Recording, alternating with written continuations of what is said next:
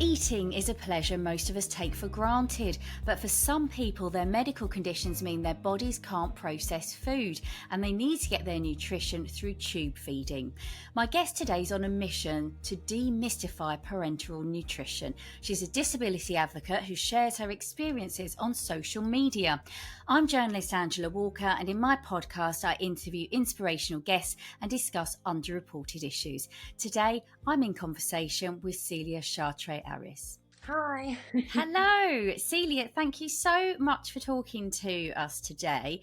I first came across you on social media and I saw some of your posts about how you were sharing your experiences, and you're just so positive about the way you deal with your situation and your disabilities. And I thought I just really wanted to talk to you to hear more. So, first of all, do you mind sharing with us your situation? So I have a very weird and wonderful disability that not many people know about. So I was born with a genetic abnormality called Loeys-Dietz Syndrome, which is a fault in my connective tissue, which basically means my body can't produce collagen properly and all of my organs don't work properly and my heart's very fragile and my list of what's working in my body is probably very, very short compared to the list of what seems to be going wrong in my body.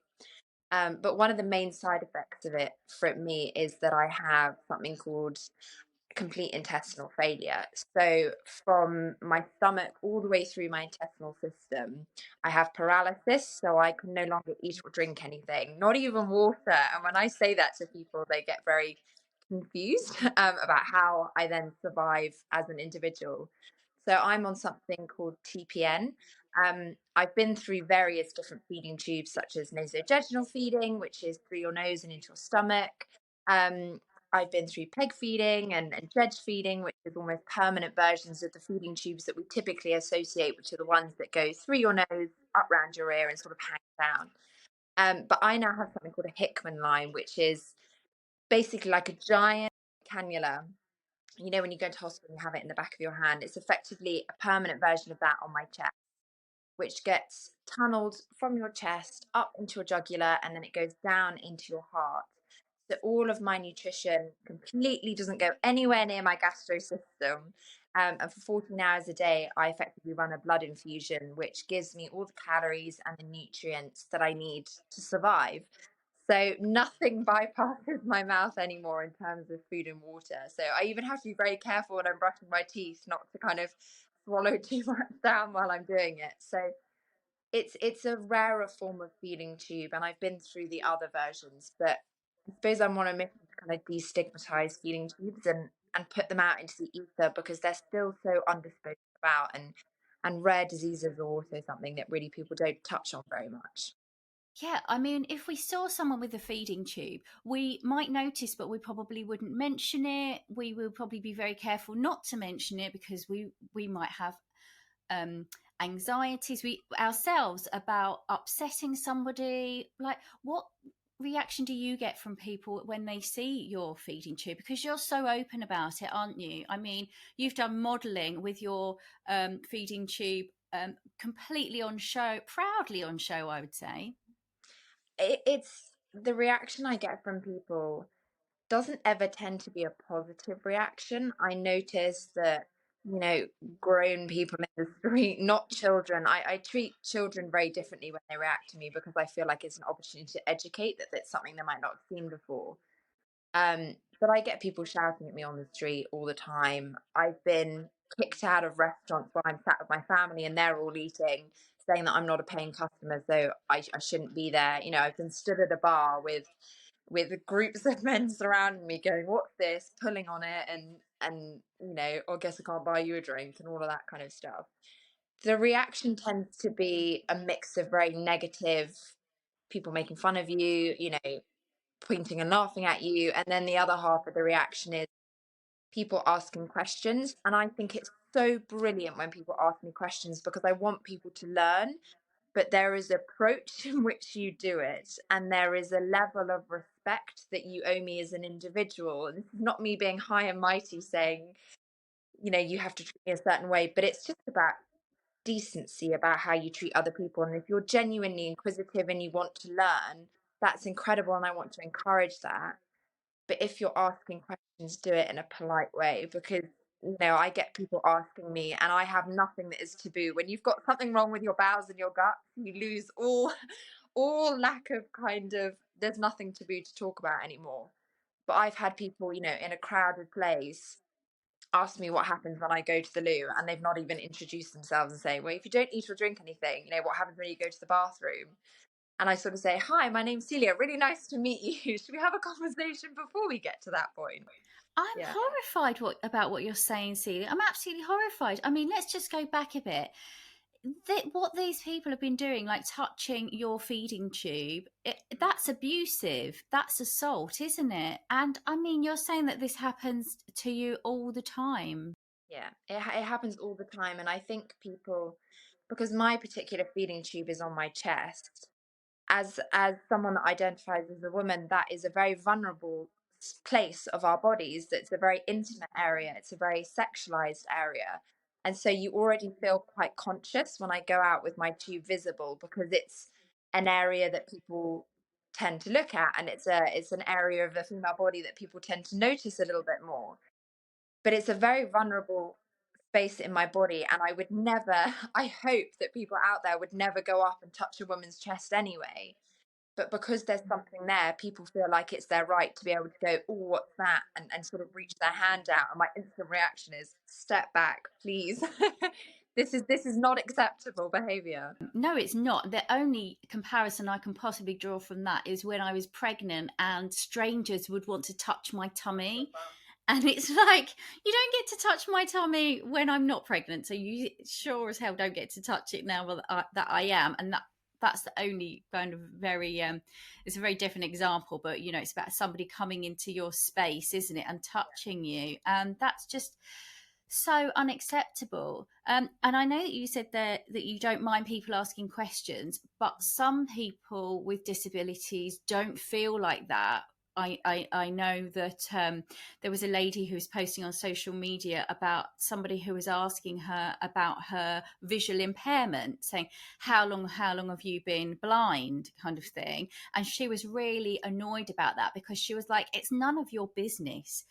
So I think people might be interested and intrigued, but personally, I wouldn't feel. In this situation, I probably would ask you, because you're very upfront and you've said that you don't mind me asking.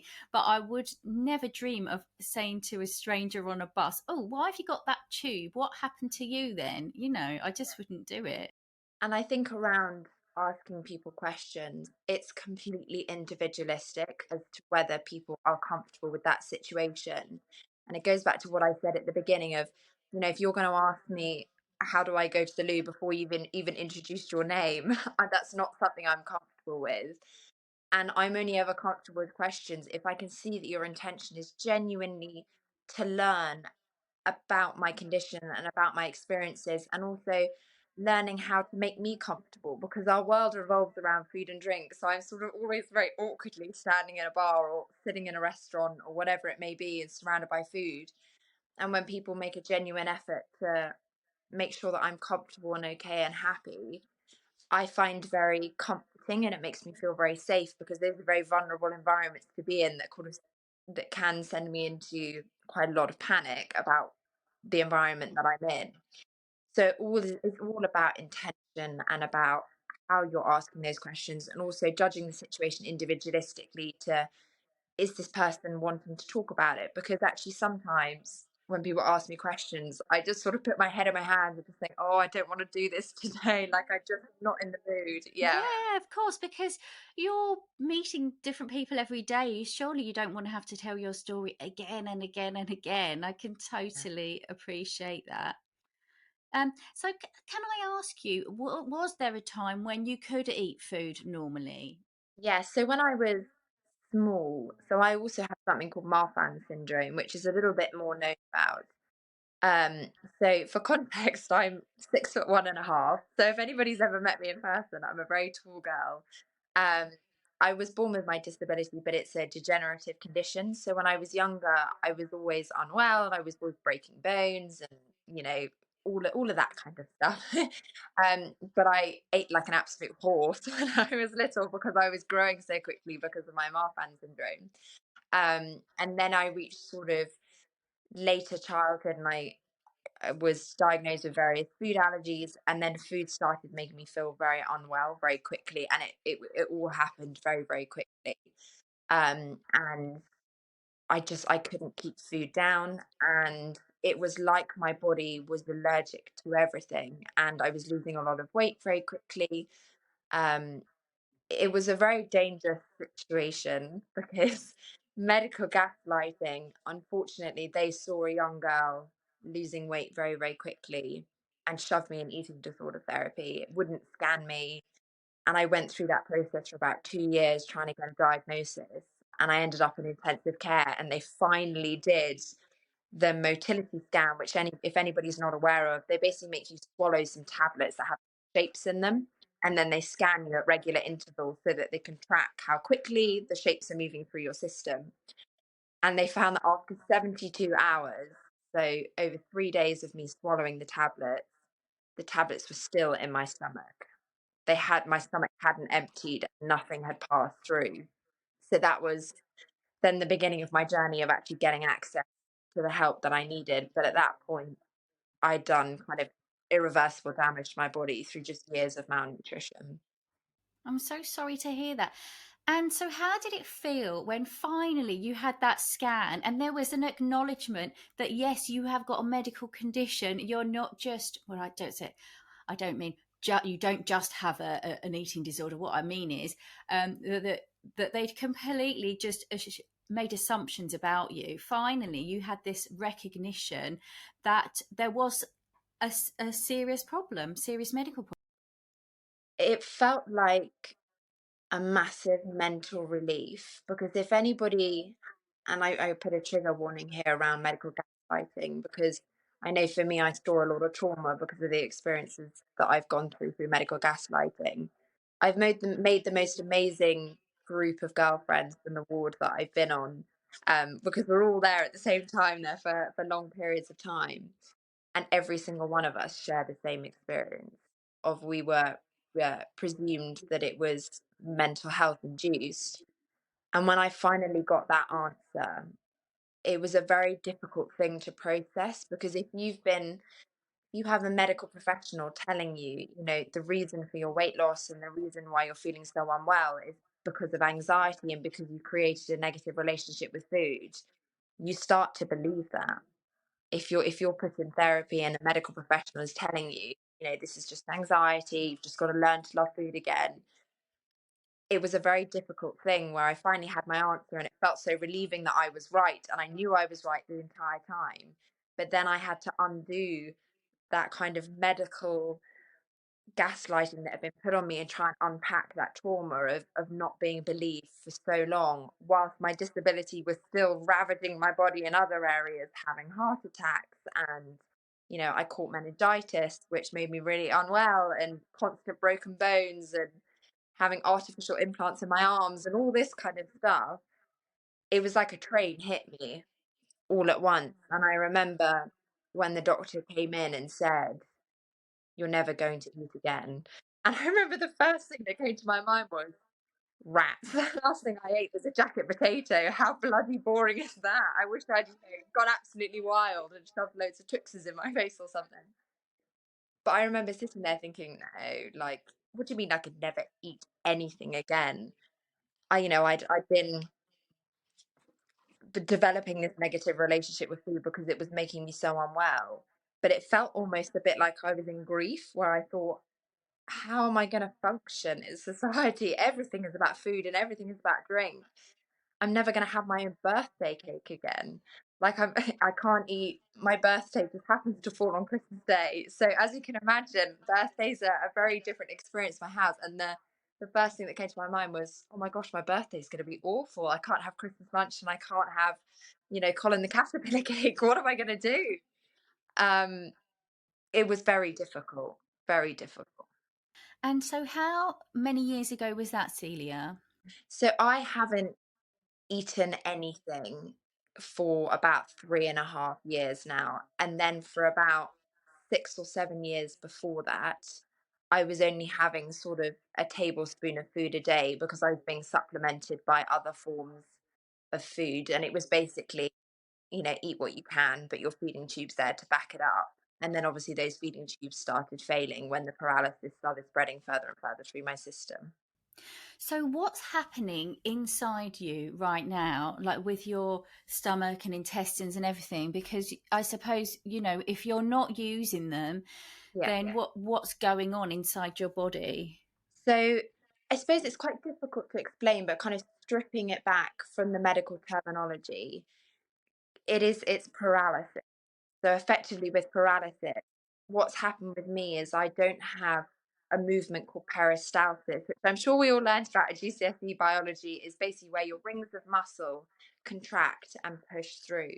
So I still go to the loo because I have waste products in my body, like we all do, but that waste product is able to travel kind of following gravity, for wanting to go a bit of not as graphic as probably for individuals listening to this podcast, but it moves very, very slowly and it moves very in its own time, shall we say.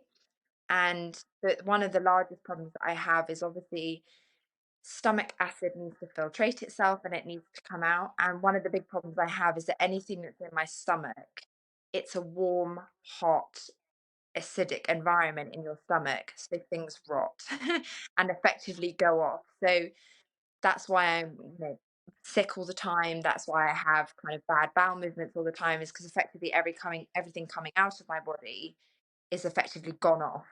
So it should have come out weeks ago, um, but it hasn't. So it makes me very unwell. And the feed that I'm on, which comes in through my heart and through my veins, as you can imagine, pumping fat, sugar, and calories directly into your bloodstream, it keeps me alive, but it will cause kidney and liver failure at some point, because you're not going to ring up and need one of the ingredients in my TPN is olive oil.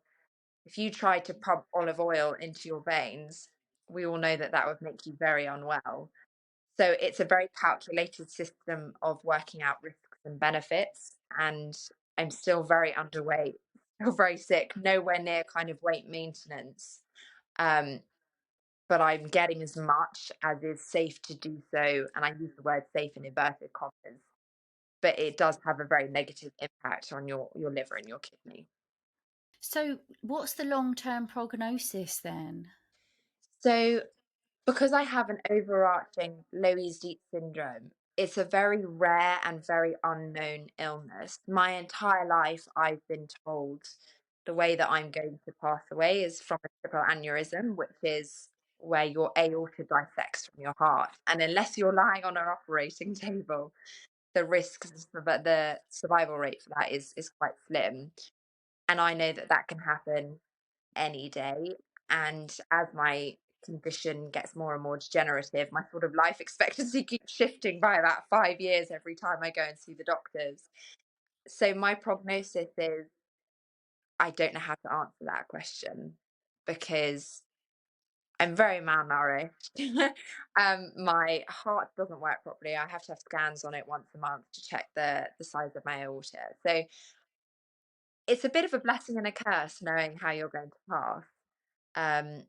But I suppose it just means take every day as it comes, and just, my goals are never sort of 5-10 years. They're more, what can I do in the next year, and just hope that all the things I want to do happen, I suppose. Yeah. Gosh, Very Celia. morbid. Sorry. Well, no, you're so upbeat. And I just want to say thank you so much for sharing this with us, because you've been through so much and you are still going through so much. And, to talk publicly about it, I just think it's amazing, because there will be other people listening who are in a similar situation. And you're still going about your life, living life to the full and achieving so much. I mean, let's talk about your work as a disability advocate. I mean, you're on the Disability 100, aren't you? You're one of the most influential disability advocates. Tell us about that. Tell us about your work and how you made it onto the list. So my work, I suppose, is very niche. There's not many people doing it. So I work with government and policy leaders and large organizations to look at legislation and policy that governs us all every day to make it more accessible and inclusive of disabled people. Disabled people make up over 20% of the population. The numbers have just dropped from 1 in 5 to 1 in 4 of us identify as being disabled. Yet the level of consultation and how inclusive our legislation is not where it needs to be. And so basically what I do is talk to anybody that will listen to me and do lots of research, collect lots of data, put it out into the ether and try and change the law and try and change policy to make it more inclusive of disabled people. Can you give us some examples of policy? I mean, if you've got a disability as an individual, that affects you in every possible way. But explain how some of the legislation we have doesn't take into account people with disabilities. I mean, so there's so much. You just have to look at the news to see what's going on where we need to do better. One example is about SEND provisions in schools. We recently had the introduction of the Down syndrome bill, which is revolutionary. Previously, we were being governed off legislation for individuals with Down syndrome that didn't expect anybody to live past the age of 18, which meant all care for anybody with Down syndrome stopped from the state, and you weren't able to access what you needed at the age of 18. Taken, a very, very long time to get that legislation changed for the fact that people with Down syndrome can live the most incredible lives well past the age of 18, but we had no legislation or support protecting those individuals. So that's a really good example of some positive change that's happened recently. Other examples, as I said, are around STEM care for children and access. Individuals who acquire their disability that don't necessarily live in an accessible home are sat waiting 2 years, 3 years, 4 years to get help to put in accessible bathrooms or to get handrails up to their property or to get a wheelchair ramp so they can get out into their garden. That's not acceptable. We can't be waiting 3 or 4 years to be able to maneuver around their houses. I've spoken to people that haven't had a shower in 2 years and their partner is having to wash them with a flannel because they're sat on a waiting list to be able to get an accessible shower that they can get into. So these are some examples of where currently we're not getting it quite right. Another really good example is something called Document M, which is around architecture and the requirements about how accessible a public building has to be. So whether they have to have a lift, accessible bathrooms, correct signage, quiet rooms, handrails. So we have that piece of legislation which stipulates what's needed. So these are public access buildings, so something we all have a right to access and enjoy. Document M is currently optional. You don't have to abide by that piece of legislation.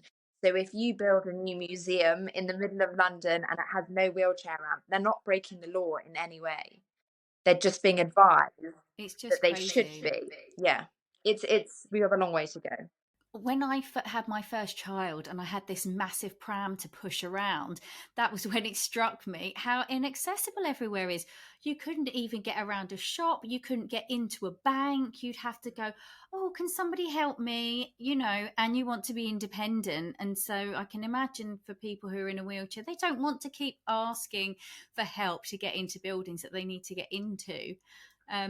Something I noticed when I had quite a bad wrist injury and my hand was out of action. I was off work for nearly a year and I had lots of surgeries on it and I lost a lot of strength and I couldn't do anything. I couldn't wash myself. I couldn't open the door. But what I noticed was when I had a very weak hand, I couldn't do door handles that were round. I couldn't use plugs, put my hairdryer. I couldn't plug in the plug into the socket because it was really small and a weird kind of shape.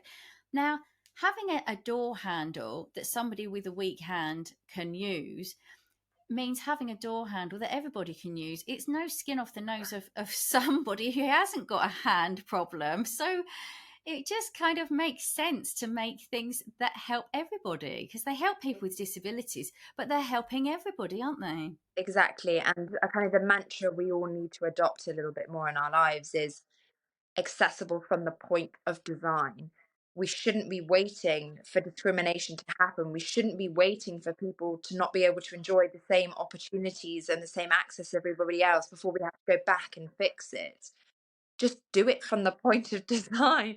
It's Why wouldn't you want your buildings more accessible for disabled people? Why wouldn't you want that? Everybody agrees with that. Everybody agrees with inclusion and accessibility.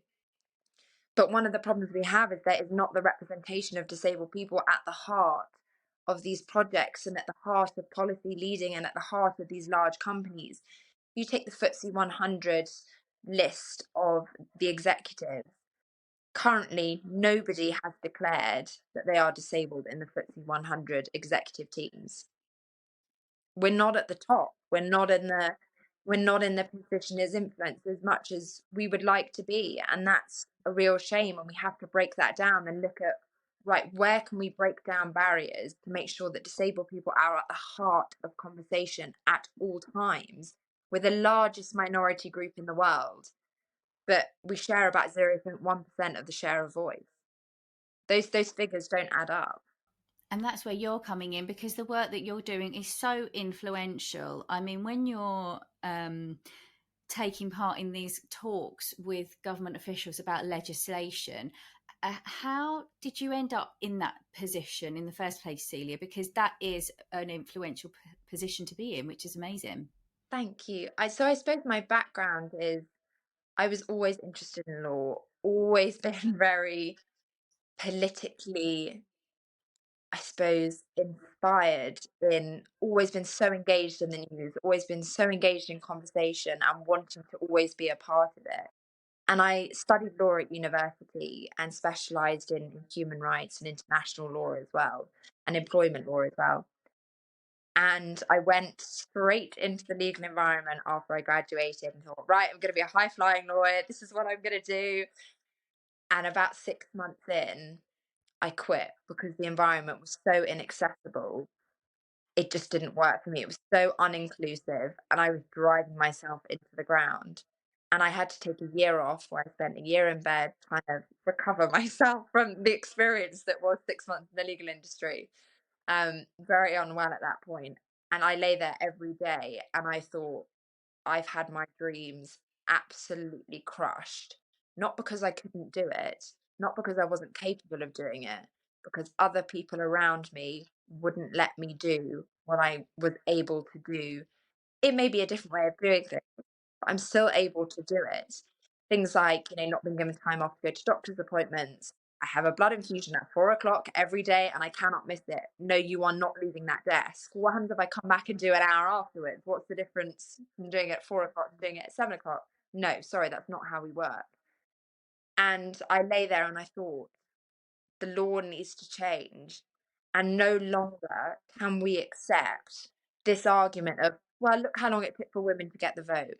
Look how long it took for us to abolish slavery. Have we not learned from the mistakes of our past that people are suffering, people are dying, people are living at a lower quality of life in a way which is entirely preventable?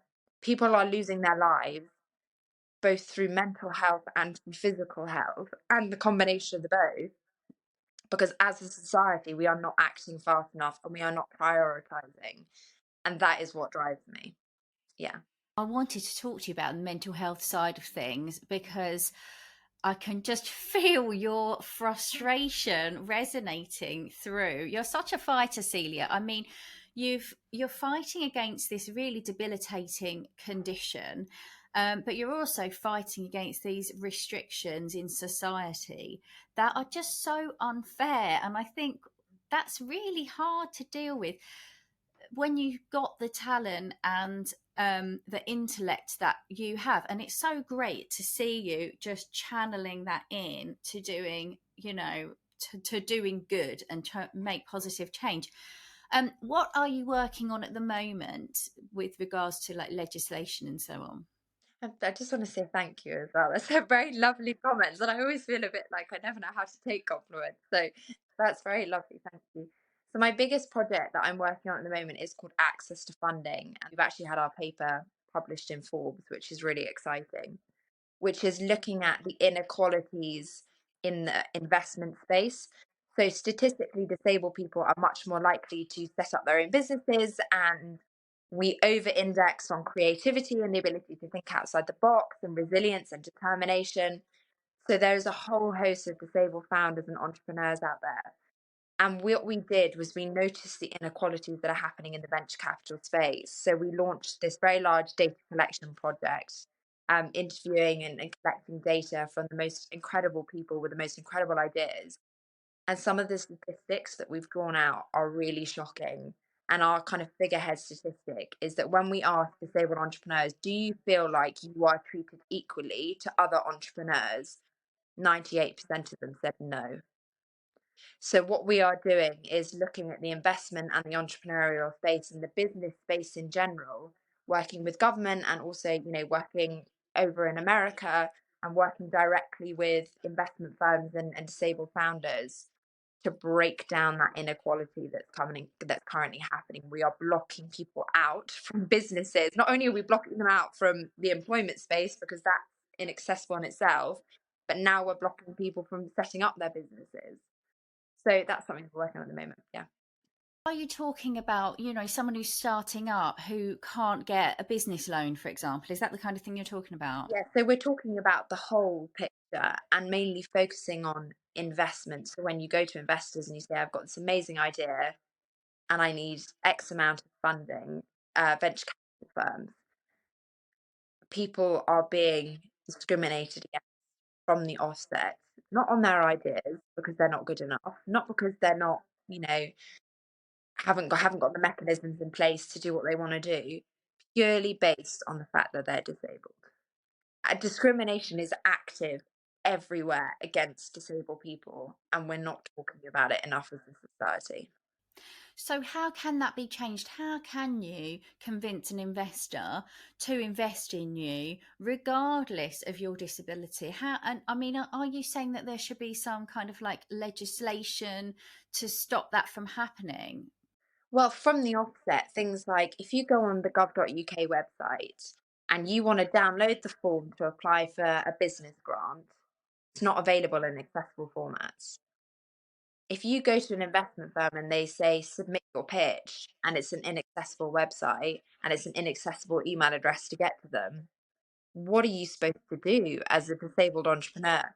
So what we've designed is something called an access maturity model, and we've trialed it across various investment companies with great success about how organizations can look at their internal policies and how government can look at their policies around accessibility and inclusion.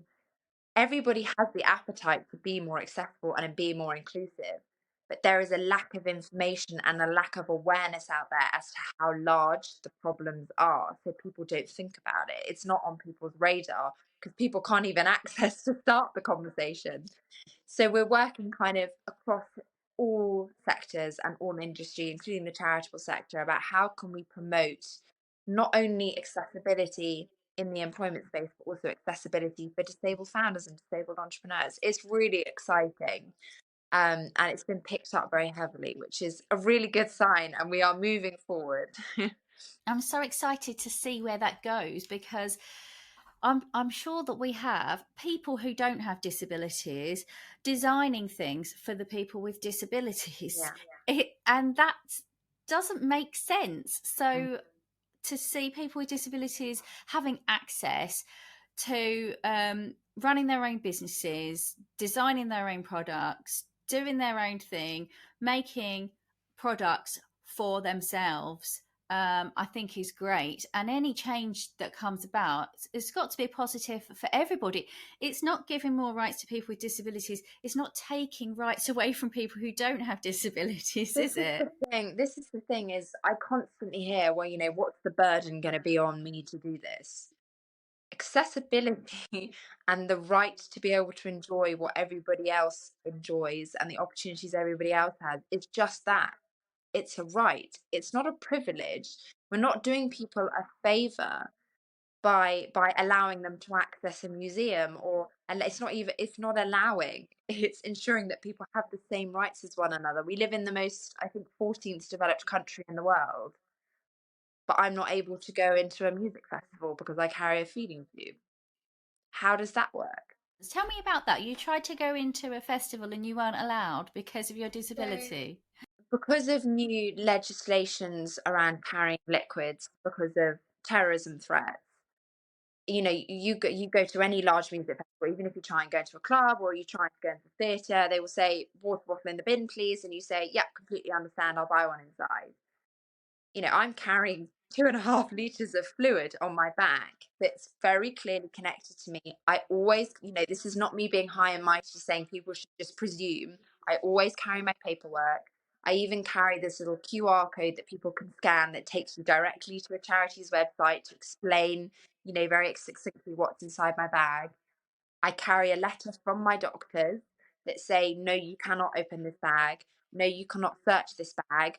But, this is signed by 5 doctors from a very good hospital that this is what the contents is. And she has complete autonomy over that. But you try bringing 2.5 liters into a venue where, the security is not accessibility and inclusion trained. And I have been turned away multiple times, despite, producing all the evidence that I require. I recently went to visit one of my friends in Ireland and I got strip searched at the airport, strip searched, because I was hooked up to my feeding tube, despite having all my paperwork, having, letters from the pharmacy, letters from my consultant, letters from the company that provides the feed. And they thought it necessary to strip search me. I'm so sorry you went through that. I'm horrified. What happened after that? When they strip searched you and they could see that your feeding tube was connected to you, what was their reaction? The same as it was when they started it. And I suppose I try to use them as educational moments rather than feeling anger. Of course, I feel anger, but I try to keep that to myself and say, right, this is a moment to educate somebody so that the person that comes after me, that's similar to me, doesn't have to go through this experience. So my last trip where I was strip searched, it's happened more than once, unfortunately. I sat down with the lady that performed the search, and there were a couple of other people in the room, and I said, this is what it is, this is what it does. I want to make you aware that this is a violation of the Equality Act. This is against the law for you to do this. You have no reasonable grounds.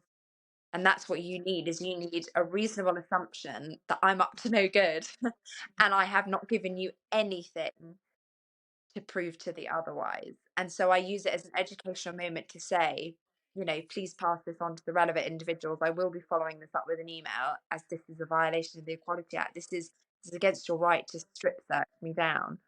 I'm quite happy to take my shirt off and reveal the tube so that you can see where it's connected. But that level of lack of respect is unacceptable, and there draws a line. I completely acknowledge that extra steps may have to be taken. I completely acknowledge that, because it's also about the safety of other passengers. But that level of disrespect is very hurtful. Yeah. So afterwards, you complained and wrote an email, and then what came of that? How far did you take it? I never got a reply. Gosh, I don't know what to say to that. I'm speechless, actually, because you are so open and you would be willing to sort of show them where the tube goes into your chest. I can't understand why they would feel the need to take that further, and I'm so sorry that that's happened to you. But it's even online, that post I put up recently saying it's Feeding Tube Awareness Week and nobody knows about it. So many hundreds of people commented on it saying, I didn't know, and this is amazing. Thank you for waking us aware. But there were still those idiots in the comment going, why have I got to give you special compensation. If you're in a bar and you're not buying a drink, you're taking up space for someone that is going to buy a drink. Yeah, fair play to the bar owner to ask you to leave. You know, if a parent came into a pub with a child and the parent was having a pint, would you ask that child to leave? I'm not comparing myself to a child, but I'm saying where have we reached the point in society where now I can't even go into a bar and stand with my friends because You're not supposed to have a social life. I get called a freak all the time. All the time. It's people's favorite word to call me for some reason. Yeah. I'm stunned. But I'll have to say that you just take it all on the chin, and you using that negativity to turn yourself into a power of force for good. And that is amazing. Now you've also been on the Global Diversity Leaders list, Yeah. because I think you're just fueled by this horrible stuff that happens to you, and you're such a determined woman.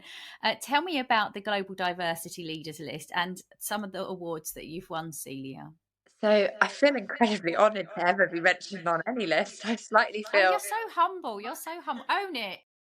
my imposter syndrome kicks in all the time where I think like, oh, I think they maybe got it wrong somewhere. Anyway, so the Global Diversity Leaders list is a compilation of 100 leaders. I'm going to use that word tentatively because I definitely don't describe myself as a leader, of individuals from around the world, whether they're, you know, HR executives, whether they're powering diversity in whatever area it may be, and amplifying the voices of people who often don't have their voices listened to. So that's what those awards are. So it's very exciting. I'm very humbled and very honoured to have been featured alongside some incredible individual. You know, you see Forbes 30 under 30 next to you and you think, why am I here? You're so humble. And on a personal note, you've had some wonderful news. You've just got married, haven't you? I did. It was the most magical day and I feel very lucky, very privileged, very lucky. Oh, bless you. Well, thank you so much for talking to us. I feel really emotional in lots of ways. I feel really inspired by you and all the things that you're fighting for, and you're, you know, fighting against your disability and fighting for rights for people. And I feel really angry actually on your behalf. Thank you for everything that you're doing for people with disabilities. I just think you are amazing, and I want to talk to you again because I just want to keep up to date with all these things that you're fighting for. Thank you so much for having me on, and thank you for being a vessel for people who don't often have their voices heard to be heard. And it's so important that we cover that kind of spectrum of diversity and inclusion. So thank you for having me on, and thank you for the work that you do as well. Thank you, Celia. I'm Angela Walker, and I've been in conversation with disability advocate Celia Chartres-Aris. I hope you've enjoyed the show. For more information, check out my website, angelawalkerreports.com, and do get in touch if you know someone who's inspirational or if there's a story you think is underreported. Until next time, take care.